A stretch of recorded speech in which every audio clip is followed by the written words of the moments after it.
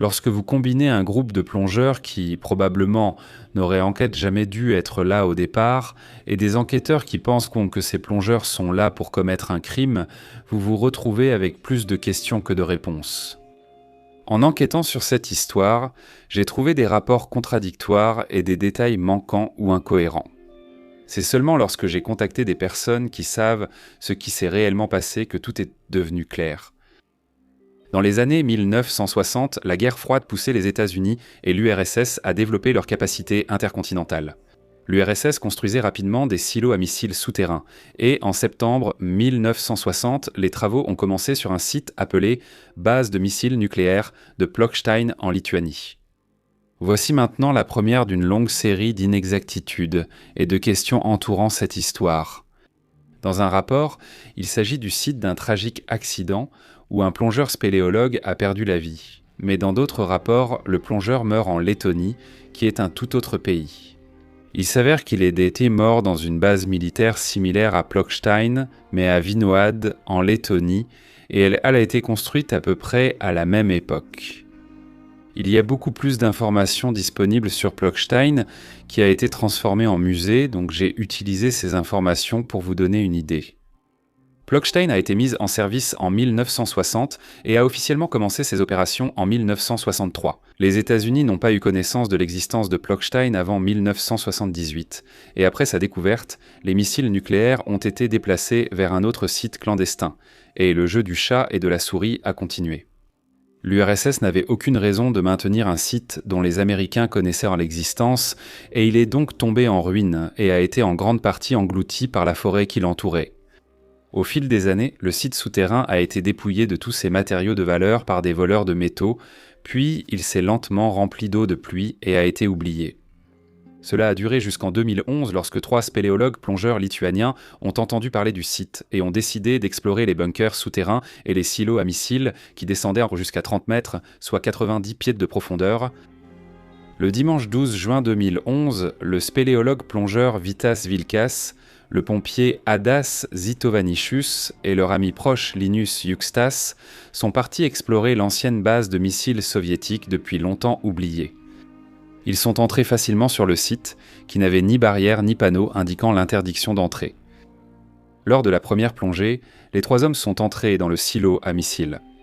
Une vidéo de cette plongée a été réalisée et mise en ligne sur YouTube en hommage au pompier Adas Zitovanicius, qui ne reviendrait pas de la deuxième plongée de la journée. La vidéo permet déjà d'identifier les erreurs ayant mené à la mort d'Adas Zitovanicius plus tard dans la journée. Alors que le trio s'engage dans le silo, ils plaisantent en disant que c'est sûr tant qu'il n'y a pas de carburant de fusée dans l'eau.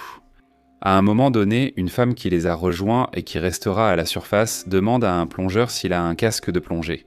Il rit de la question et dit qu'il l'a laissé à la maison. En plongée, il est important d'adopter une attitude joyeuse. Si vous n'êtes pas dans un bon état d'esprit, la possibilité de paniquer pendant une plongée augmentera avec votre niveau de stress. Maintenant, sans aucun fil d'Ariane ni bouteille de secours, les 3 avancent à travers ce qui ressemble à une salle de stockage de missiles et pénètrent dans un labyrinthe de pièces jusqu'à ce qu'ils trouvent un silo de lancement. Avant de descendre dans les pièces les plus profondes sous le silo de lancement, un plongeur mentionne que la profondeur en dessous d'eux est d'environ 24 mètres, soit 79 pieds. Depuis la surface, il plaisante sur la chaleur à l'extérieur et le froid de l'eau. L'eau est assez claire, sauf quelques sédiments parfois soulevés. Alors qu'ils descendent et traversent les écoutilles très étroites, l'ordinateur d'un plongeur indique une profondeur de plongée de 22 mètres, soit 72 pieds. En chemin, on distingue les arêtes vives et déchiquetées des débris métalliques. Adas Zitovanicius, Vitas et Linus sont visiblement heureux et excités par leur plongée lorsqu'ils reviennent à la surface. Cette joie disparaîtra vite lors de la deuxième plongée de la journée.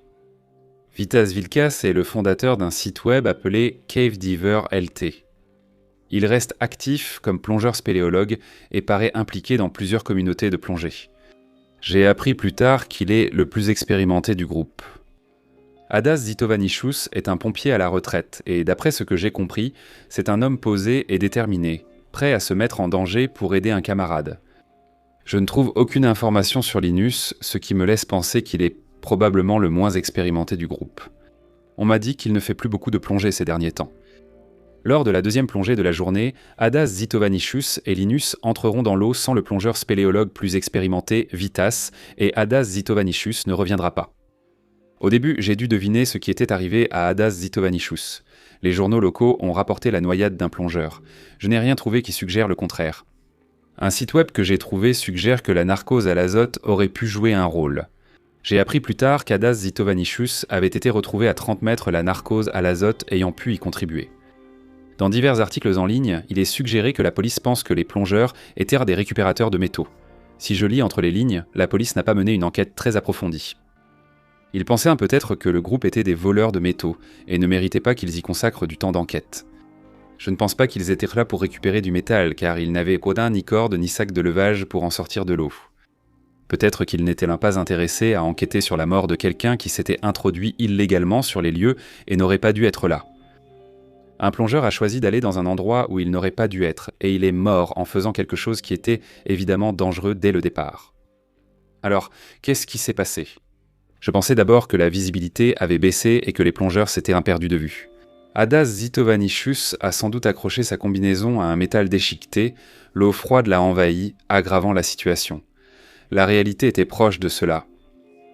Adas Zitovanicius et Linus entrent dans le complexe comme lors de leur plongée précédente. Encore une fois, sans casque, sans bouteille de secours, ni fil d'Ariane pour baliser leur retour, ils s'engagent dans le labyrinthe de tunnels. Après la première plongée, la visibilité est légèrement réduite au départ et, lorsqu'ils soulèvent encore plus de vases lors de la deuxième plongée, la visibilité diminue encore davantage. Avec cette visibilité réduite, les deux plongeurs sont séparés. À présent, avec cette visibilité réduite et dans les passages étroits, Adas Zitovanicius et Linus essaient de se retrouver et de trouver la sortie. N'ayant pas de dévidoir de spéléo avec une ligne pour le guider vers la sécurité, Heidi commence à suivre un schéma de recherche. En tant que pompier chevronné, Adas Zitovanicius aurait été formé à fouiller un bâtiment en avançant dans une direction, afin de dégager une pièce avant de passer à la suivante dans la même direction. Nous ne pouvons pas en être certains, mais je suis convaincu qu'Adas Zitovanicius pensait que Linus serait aussi en difficulté et qu'il se voyait déjà en sauveteur pour le retrouver. Maintenant, à cause du stress et de l'eau froide, de la faible visibilité et du fait de ne pas savoir exactement comment sortir, son rythme cardiaque s'est accéléré et sa respiration devient plus rapide. Alors qu'il nage de pièce en pièce en cherchant frénétiquement son ami et une sortie, sa réserve d'air diminue rapidement. Linus a réussi à trouver la sortie et, lorsqu'il ressort seul, Vitas entre immédiatement dans le silo à missiles pour chercher son ami. Vitas a finalement trouvé Adas Zitovanicius à 30 mètres dans un labyrinthe complexe de tunnels sous le silo de lancement. Ses bouteilles étaient complètement vides, donc nous savons qu'il a cherché jusqu'à ses derniers instants.